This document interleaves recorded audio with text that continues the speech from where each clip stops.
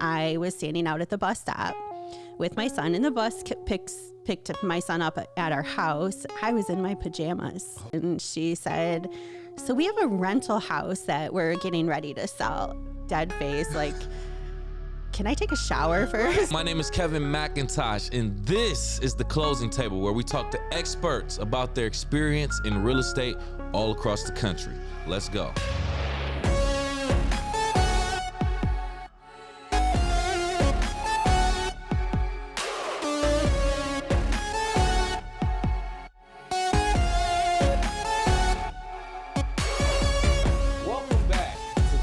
Table. My name is Kevin C. McIntosh. I am your host, and joining us on this in-studio special episode, we have the pleasure of speaking with Andrea Shearer. How are you, Andrea? I'm doing wonderful. Good morning. Absolutely. Good morning. Thank you for coming in. We appreciate your time and accepting our invitation to be a guest on The Closing Table and taking time out of your very busy schedule. We always like to acknowledge that. I appreciate the opportunity. Absolutely. So we are here to talk about what you do in real estate professionally, get a little bit, of your background and how you kind of see your market. But let's start off with you as an individual, first and foremost. Andrea, if you can, tell us who you are outside of real estate, please. Absolutely. That's a great question because really real estate rolls into every part of my life. But most importantly, I think I'm a wife, a mom, a grandma, believe it or not. I'm a sister, a daughter, and most importantly, a good neighbor. And I feel like I'm a good neighbor to all of those people involved in my life. Good. That's good to hear. Community, it seems very family-oriented, community-oriented, type of individual, and that's always great. Doing great things for the greater good and the ones that you love. So absolutely. Great to hear. So let's move forward. I want you to kind of describe your business, your real estate profession a little bit. And if you can, hit on a few key parts, right? How long you've been licensed, what you would consider your niche or specialty, and or notable achievements. Please go ahead and share with us. All right. Well, I started in the real estate industry almost 10 years ago, just over 9 years ago. I came on as an individual, something that I've always had a passion for, but never really felt the courage to leave the corporate America. I started in the financial industry working for banks and credit unions and developed my loan skills and mortgage lending from there. Joined the real estate industry, like I said, almost 10 years ago. Couple years into that, I felt like something was missing in my life. So I got involved in our training program with Berkshire Hathaway Home Services, Michigan Real Estate. So 2016, I started that and really started to fuel my passion for training and guiding others to success. I had a really good first couple of years. I set some high goals for myself, and I hit every year goal that I had set. To be able to couple that with training other new agents and knowing that feeling of being a new agent coming into the industry was tremendous for me. From there, I had great mentors coming into it, so I was very fortunate for that, and I really instill that in every person that I talk to that's interested in real estate is find a mentor, somebody that you can connect with that's going to help you succeed. My cousin joined real estate in 2019. 2020, we formed our team, which is now Real Estate Cousins. Nice. And we are actually cousins. All right. We have we have 3 and a couple more people that are joining our team.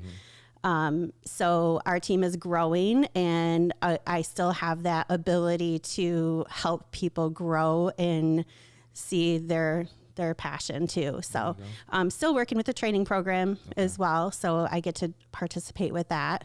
And impact, we have over 50 offices. So it's pretty awesome. Yeah. Nice. Putting in a lot of work. You've been very busy since you started. And growing your team currently, like you said, kind of getting people into that same mindset of, having a mentor and the importance of mentorship. And it seems like you have a lot of different hurdles and things that you have to overcome and, kind of take care of being in a position. But nonetheless, you're doing it well. You're managing and you are growing yourself as an individual with your brokerage. So that's great to hear. That's great to hear. And doing business with your cousin, your family. How is that? Because some people could say, I can't work with family. Some people love to work with family. What's your experience? You know, there are a few people when we decided we were going to join. It took us a good year to make that decision. And some people thought there'd be a lot of competition between us. But we're almost the same person. And, you know, Holly was going to be here with me today, but she's at an inspection. So we work really well together. Like, we offset each other's deals that we have going on, and we just drive each other to be the best that we can be. Great mentality. You know, we're both very motivated by doing good things in the community, and that's what really drives us to be together. Working with family, I mean, coming on early on, I had, you know, having a few more years than her. You know, there's been transactions that she's taken on that I probably would have had in the past, but I take that and I turn it around into being happy for her and growing that. And it just comes to me in a different form, you know, so. Interesting. Yeah. Nice to hear. But it's great to hear that it's working out. You are, like I said, growing together and, you know, managing your team and bringing on new people. So Great. Love to hear that. So I don't think we spoke on this too much. So let's get into it, where you actually do your business. So I want you to describe your market for our audience. Twofold, right? One, describe it geographically. Give it, you know, the actual area that it's in, notable landmarks, things to do, whatever your market is known for, and describe it for people who may have never been to your market, basically. And then go into some of the real estate statistics and data that's going on there. Okay, absolutely. So we are licensed in the state of Michigan. Whenever somebody asks me that question, where do you work at? Do you cover this area? The answer is always yes. Not only are we licensed in the state of Michigan, but we have referral partners all across the United States. We really pride ourselves on creating relationships with other realtors out there. So I have an agent in Florida, you know, a couple different agents in different parts of Florida that I can refer to. But we'll drive within probably a 3-hour window of where we're located. Our main office is located in Fenton, Michigan. So about 30 minutes south of Flint, an hour north of Detroit. So that's really centralized for us. We do a lot of business in the Lansing area, Livingston County, Genesee County, Oakland County, Lapeer. We also, both of us have property in northern Michigan, north of Clare. So we do a lot of business all over. We just like to help our clients find their dream homes, their vacation homes. We want to be that person that they reach out to all the time. Good. As far as the market and what's happening in the market, it is a little bit challenging for us because there's no inventory. You know, it's that we have a lack of inventory, and the interest rates have impacted buyers' ability to borrow. But we just look at it as a challenge, and we're willing to help people overcome, you know, if this doesn't work like this, what can we look at? There's always going to be houses to sell. The market just, and it traditionally changes. We have seasonal changes all the time, and we just have to embrace those changes. Yeah. I appreciate that honesty, because a lot of people may see the interest rates and the low inventory just affecting buyers. Like, there's, you know, it's more expensive for buyers to, you know, borrow money, and the number of homes that are available for you, it has decreased. So you really can't pick any. And when you do find a home, the number of offers that go against it are so many, you know, it's very, very competitive. So that makes, you know, the demand for buyers less. But then we got to talk about how it affects agents also, because if there's not as many buyers out there as sellers, then there's not many transactions. And some real estate agents are going to feel it. Not to say that, you know, it's going to put them out of business or whatever the case may be, but I like the way you put it. It's just a challenge. This is a challenge. You find a different way. Okay, we're in a down market or whatever you want to call it at the time. How can we manage this? How can we do things to stay afloat, make ourselves relevant, make ourselves still, you know, one of the companies that if someone was looking to buy or sell, they would think of us first. So you kind of go out there and mix things up. So I get it, and I appreciate you for bringing that to the table about, you know, how it's actually impacting agents also. Yeah. And it doesn't just impact agents, it impacts photography. It's all of the industries that support the real estate industry. So a lot of people try to do things on their own when things get tight. And that is another thing that we pride ourselves on, is we always hire professional photography, because it showcases what we do and how important it is to represent the sellers in those situations. Good job. Yeah. Absolutely. Let's get into some storytelling. I don't know if you can kind of share an experience where maybe you got a lead to a client, to someone who actually, came through with the transaction in a unusual, untraditional way. Maybe you were out just minding your business, maybe even just with family, and someone just approached you and, noticed that you were a real estate agent. Any situations of that you can share? Any stories? I have quite a few that I could share, but one always comes to mind when we talk about this, and I talk about, in the training class, of you pretty much always have to be ready when you're in real estate. I guide people, make sure they have a suit coat, or make sure they have shoes, something that they can, even if they're in running pants, that they can dress up and be able to be ready at any point in time. My most unready situation was when I was standing out at the bus stop with my son, and the bus picked my son up at our house. We live in a rural area, so I was in my pajamas drinking a cup of coffee, and my hair literally I was not ready. And my neighbor across the street, she walked over with her 2 little girls, and she said, "So we have a rental house that we're getting ready to sell." And they had only been there maybe a year, 2 years. So I didn't know them that well, but they knew I was a real estate agent. And I was I just dead face, can I take a shower first?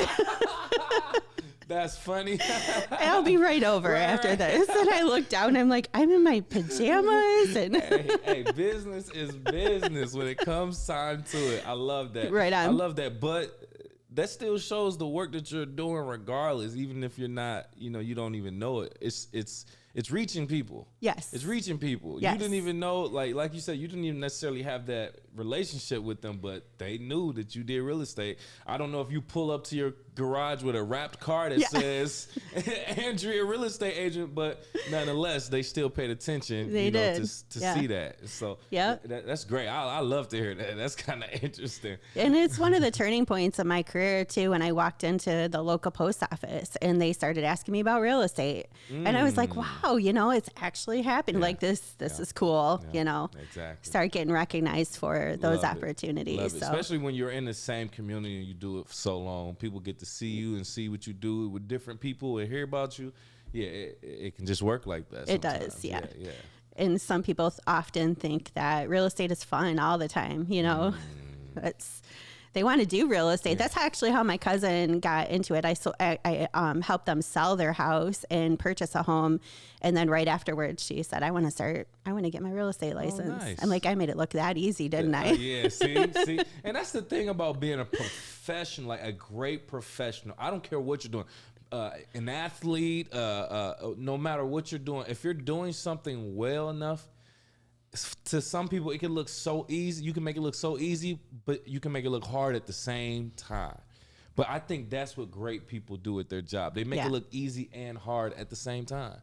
So that's great that you were actually able to influence your cousin that way too. So beautiful to hear. Have you ever encountered an unforeseen issue during one of the most vulnerable parts of the transaction, the inspection period, that may have threatened a pending sale? And how did you assist the buyer and or seller in this situation to actually come to a resolution? Great lead into making it look easy, right? So a big part of what we do is negotiations. And that's negotiating, I consider it 3 negotiating points, and that's at the purchase agreement, time of inspection, and time of appraisal. Outside of those, there's really no negotiating. However, inspection is the toughest time. It's when the emotions are on high from both the buyer and the seller, because the buyer falls in love with the house, and if something pops up that they're not familiar with, and it happens at least 50% of the time. It's a matter of the relationship between, if I'm representing the seller and the buyer's agent is coming in, it's a matter of us being able to communicate and come together to find a solution. In particular, I had very high emotional situation. I had a seller that her mom had passed away, so we were selling the family home that her parents had built, and she hadn't lived there since she was 17 years old, but they had every family get together there, and it was just a very emotional time for her. Her mom passed unexpectedly, and they decided to put it on the market. Well, unbeknownst to us, the septic field had failed. So we had, it was a couple of years ago, and it was a high market time. We had multiple offers going into it. So we had backup offers and the buyers still wanted to continue with the purchase. So it was a matter of coming up with the best solution for the seller, because she didn't have the sources to be able to pay for a new septic field. I mean, we're talking $20,000, right? Wow. So, we were able to come up with being able to put some money in escrow to be able to have that taken care of out of escrow, keeping the buyer on track and, comfortable with the ability to come up with a solution was pretty big. Yeah. You said a mouthful, but $20,000 stood out to me. That will put a hiccup in any kind of transaction. I'll tell you that right now. Okay, but it sounds like you still did what you were supposed to do as a professional. Yes. Kept calm, found a solution, ironed it out so that both parties are satisfied at the end. Absolutely. Great work. Yep. Great work. Yeah, that inspection, that's one of those vulnerable parts, like we said, and I liked what you said in the beginning. You said there's only 3 parts where you can kind of negotiate for the inspection, the appraisal, and what was the other part? At the time of purchase agreement. Yeah, purchase agreement is the first time. So you're negotiating all of the terms in the purchase agreement, whether it be occupancy, inspection periods, all of that stuff that goes into it. And then the next is, once the inspection is completed, if everything's great, you move forward. If not, then you negotiate what repairs are going to be taken care of. Yeah. I knew that, but to break it down like that, the 3-part is very, very interesting, because you almost have, like you said, 3 different parts where you can be like, I don't necessarily like this. Let's try to leverage it with this type moment. So great point. Love the way you put that right there. And sometimes people will try to negotiate outside of those 3 periods of time. And I always refer back to the contract. That's going to help guide you where you need to go. If it's not in the contract, it's not happening. Every single time. Yep. If it got to be in writing. Yep. We say that so much. Yeah, great point. Yep. We talked about working with family. Yes. Let's talk about working with family some more, because with you being an agent, most real estate agents, once you start off, some of your first clients are family members, if not friends or loved ones. So when handling transactions for clients who are family, how do you strike this balance between being a professional agent and advisor and being a trusted family member? And you have any examples of how you had to balance these 2 perspectives? Yeah, and it's interesting, Kevin, that you bring that up, because there has been a good majority of my transactions have been family members. When I first started, I really set out to think that I didn't want to work with family members during this, because it can be very emotional, and I didn't want to risk the relationships. Relationships are really important to me, and I felt like that's more important than the money aspect. But I quickly realized, and I look now, and I could not be as successful as I am without having the support of my family. One of my very first transactions was a family member with my dad. And again, very emotional, a lot of emotions going through that transaction. But and I just had this conversation with a team member, and when the concern was, make sure I do everything right. When you're working as a real estate agent, you take that, you put that aside, and you still operate to your full professional potential that you have. So if you can separate the 2 of them while you're doing the real estate transaction, you're going to be in a much better situation. I have had, a few family members that did not hire me to work as their real estate agent, either on the buy or the sell side. And some people get concerned about the financial aspect, and they're sharing their finances or what their situation is. And the most important piece whenever I meet with a buyer or a seller, agency disclosure, confidentiality is the most important piece of what I do. So if you tell me something, I'm not going to share that with anybody. And that's really important because we probably have mutual friends or family. Mm-hmm. So to them, to know that when I come out and that's the first thing I talk about, it's almost like you can see them relieved because they're like, okay, now I feel more comfortable that I can share. And we don't know their credit scores. We don't know their, how much is in their bank account. That's up to the lender to know that information. Correct. But in the situation where I did have a family member that I thought I was going to list their property and they ended up listing with somebody else, and I was pretty upset. It was a pretty nice listing, and I was super excited for it to come. But then, when I talked to them about it afterwards and found out that they had a relationship with the person that they listed it with for over 20 years. Okay. And I had a whole different level of respect for that because I want to be that person.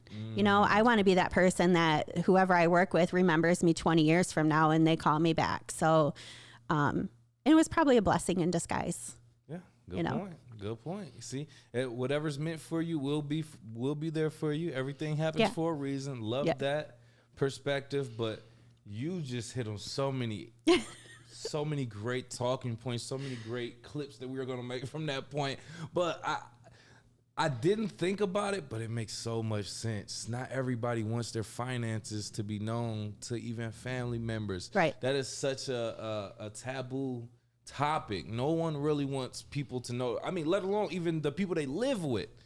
So they, I can see you not wanting to necessarily tell or have your family member privy to some of that information. But like you said, as a real estate agent, that's not your position to know the finances. It's really to know the market, to know the homes and the inventory of things that are available there. So that's a great talking point and thing to uncover, rumor or whatever you have it, because I think that's a big misconception that a lot of people may think that the real estate agents, if they are family, is going to be all in their financial business.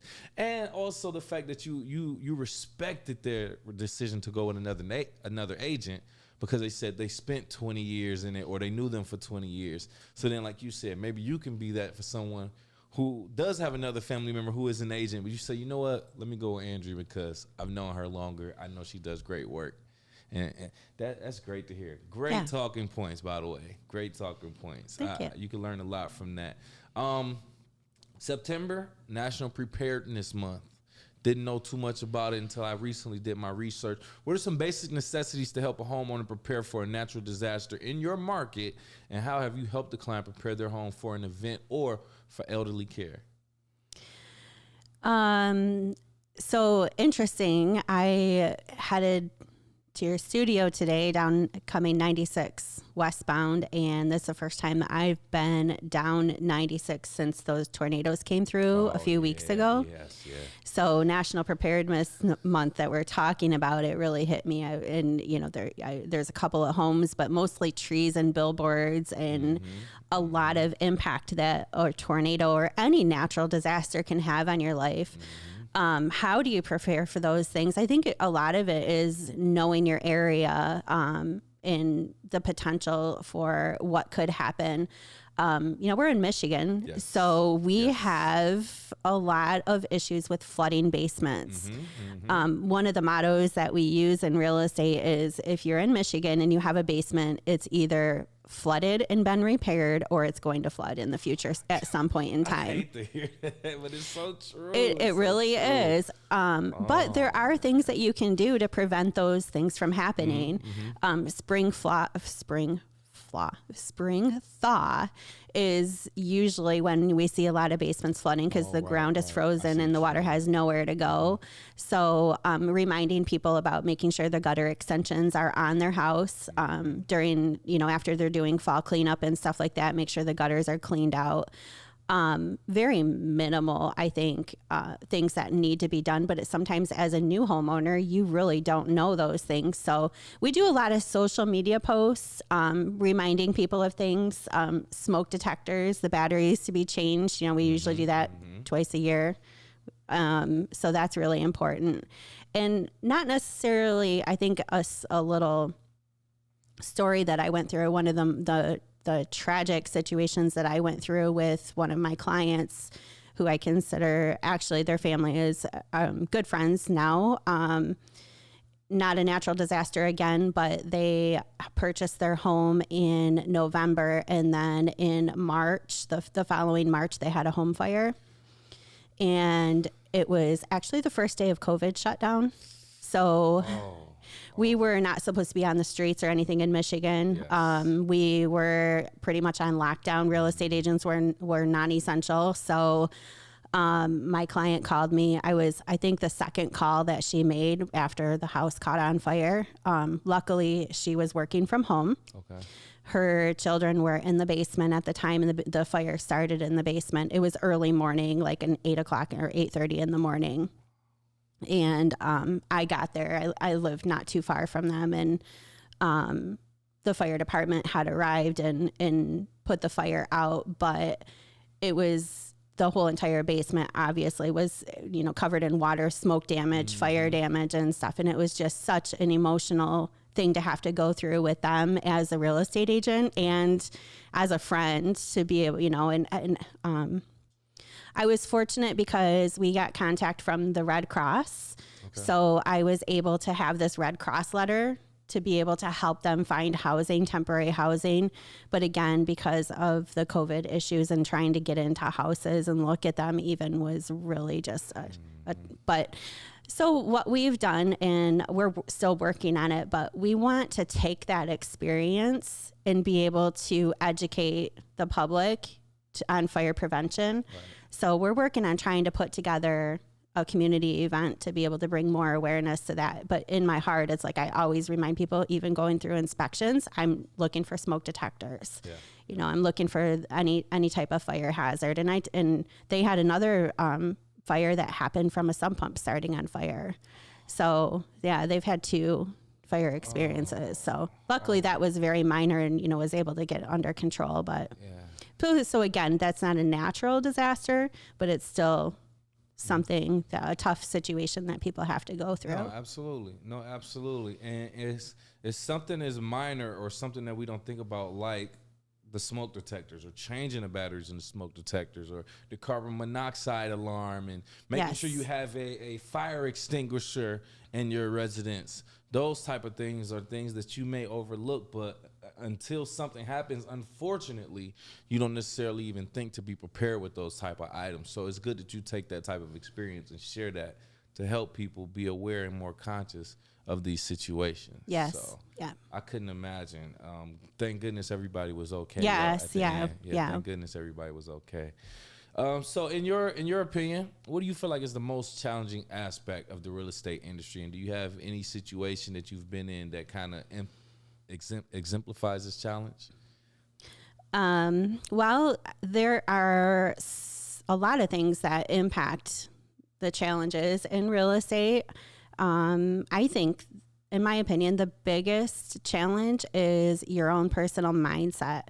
So I had mentioned, some of the things that we overcome on a regular basis in real estate. We have a very seasonal job. I look at just like, other contractors, builders in Michigan, we're seasonal. We have a lot of seasonality.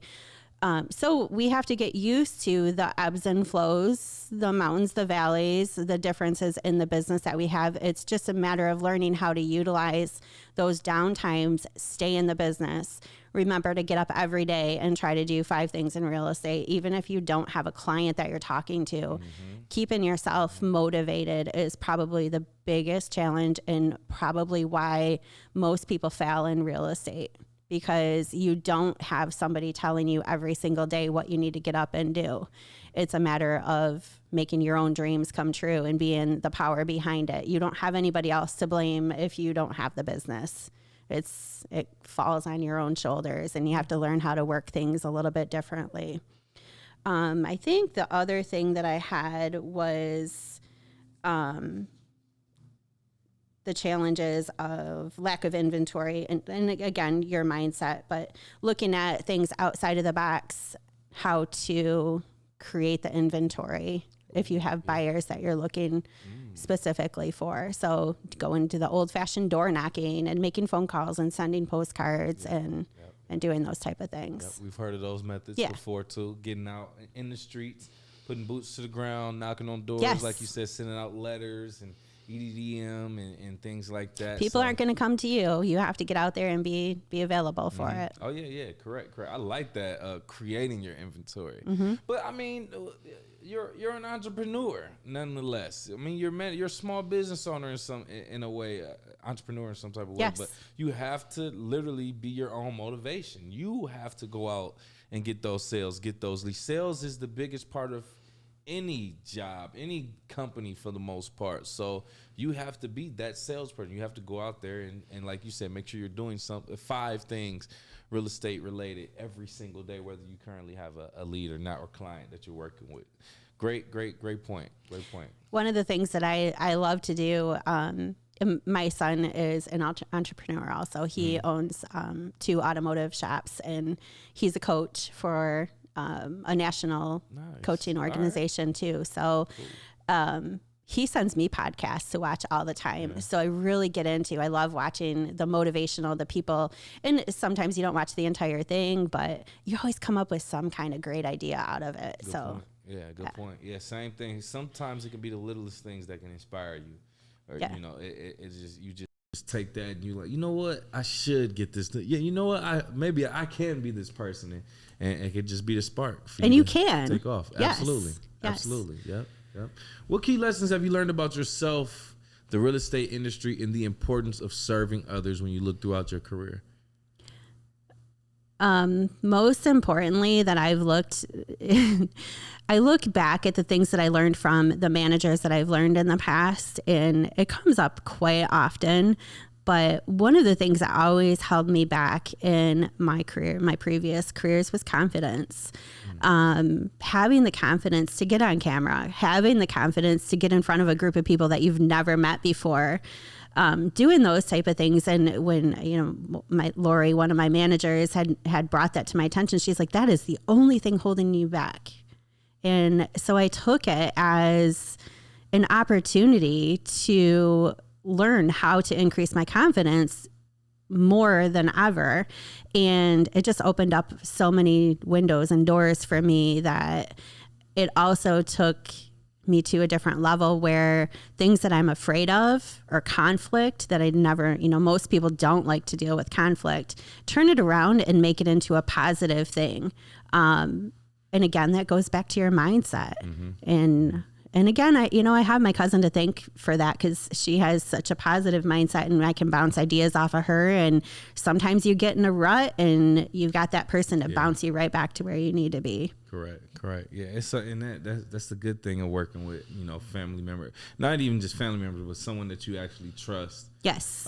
Is the fact that you know that they'll be there for you when you're in your down moments, and when they're in their down moments, you can be there. You can be uplifting for them. Yes. And either way it go, you both still working towards the same goal of getting things accomplished. So. Yes.